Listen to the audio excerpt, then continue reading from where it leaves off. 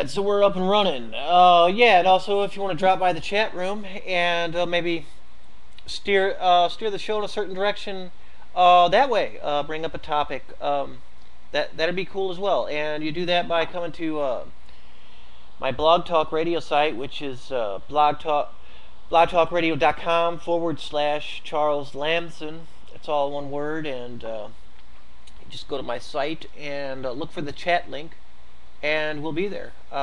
Chat activity is usually pretty light, but depending on the night, sometimes we have a few people there and we have some interesting conversations. But right now, the chat room activity is very light. But yeah, yeah.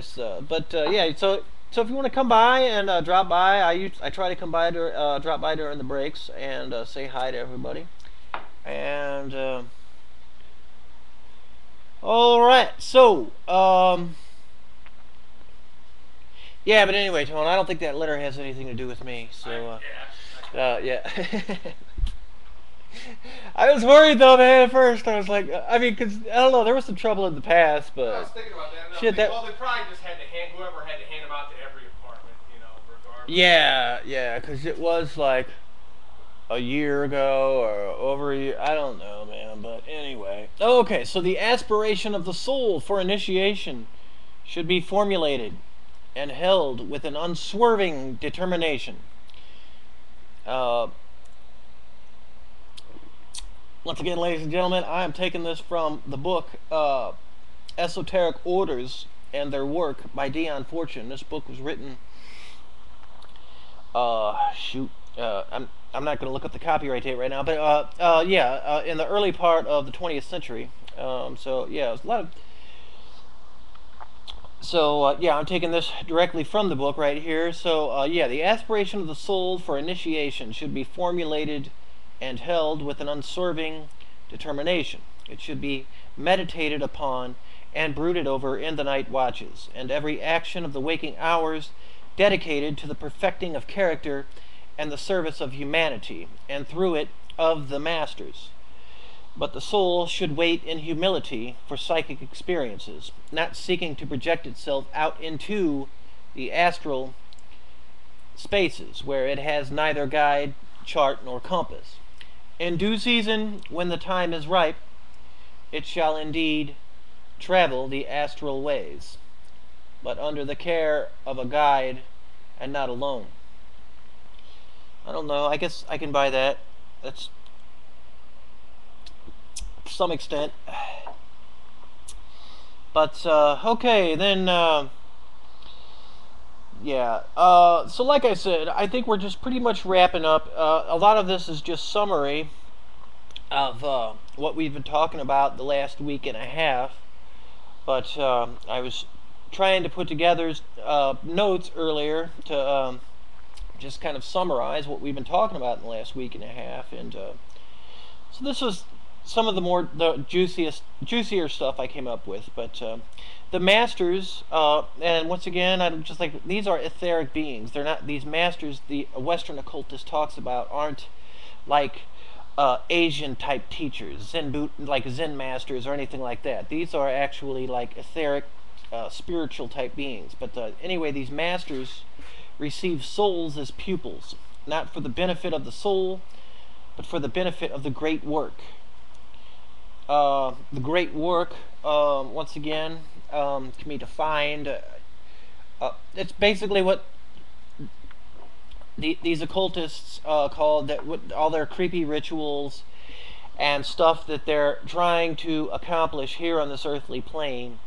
I guess what they would say that they're trying to bring humanity along in evolution. This is what they call the great work. But they do a lot of evil shit and then rationalize it at the end of the day by saying, hey, we're trying to bring humanity along. But so these occultists would tell you that a man is not trained for the sake of his curiosity or enthusiasm, but only insofar so as he is of value as a servant.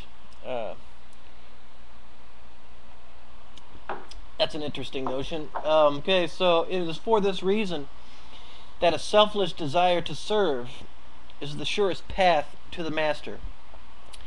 And I know right now you're thinking, man, that all sounds really good and rosy, and wow, you know, these guys just, these occultists, they're actually pretty good people. They just want to serve humanity.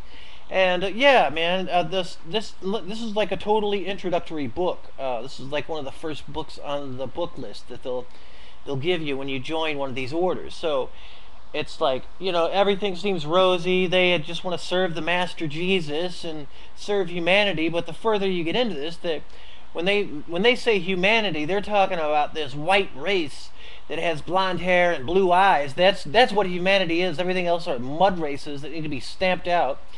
And furthermore, then they go on, and like I say, almost every night since we've been studying this, later on they tell you, oh, by the way, Jesus is actually Lucifer. Yeah, we worship Lucifer, and so I'll get more into that another night. But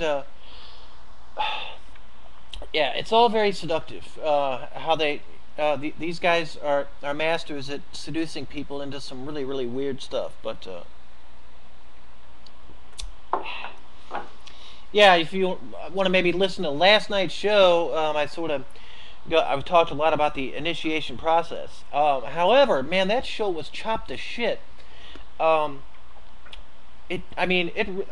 I've got this new internet line, that was the worst sounding show that I've had, and I don't know. I think it might be a conspiracy. What do you think, Tone? Could be. I was talking about initiations into the Masons and these esoteric orders, and oh, it sounded horrible. Yeah, man, there was like, right when I'd start getting into some really juicy stuff, it would just cut out for like 10, 15 seconds. And then I'd come, yeah, man, it happened like 10 times too, so. Food for thought. It's the Illuminati, ladies and gentlemen. About this. I know about this. Alright, so,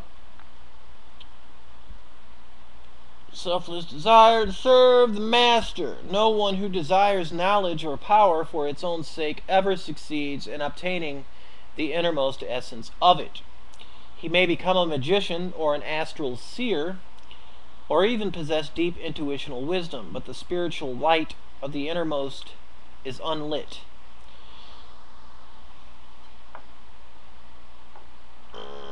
Okay, let us make no mistake. Now, once again, ladies and gentlemen, I'm summarizing all this, and a lot of this is like how an occultist would summarize all this to you.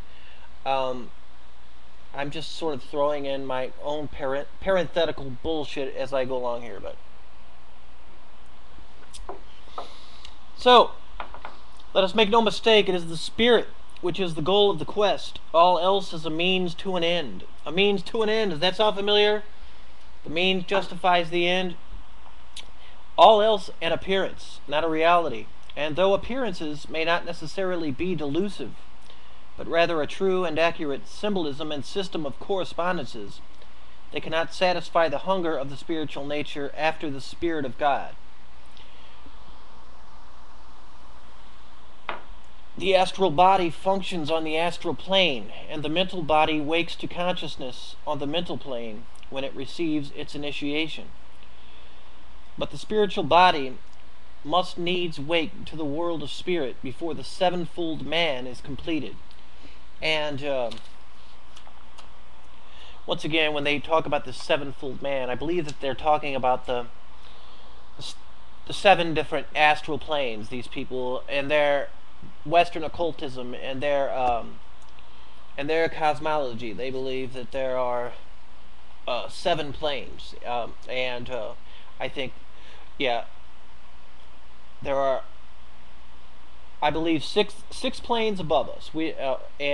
So we, or no, I guess, yeah, it would be, no, it's, yeah, 6 planes above us. So when we get to so we have our plane, and then we have 6 astral planes above us. And I think I described this before. You can view it as dimensions as well, if you want to. But anyway, it goes all the way up. The only planes that would be recognizable to us as 3-dimensional beings would be the first 6 planes, and then the 7th plane is supposed to actually be so far gone that we wouldn't even be able to recognize it with our being three-dimensional beings, and that is the plane, the last plane that one goes to before they actually return to the light, or to where they escape what the Buddhists would call the cycle of life and death, to where you escape that cycle, to where you keep being reincarnated into this world, or all worlds for that matter. But all right, ladies and gentlemen, bearing all that in mind, I think we're going to go ahead and take a break. And I want to thank you again.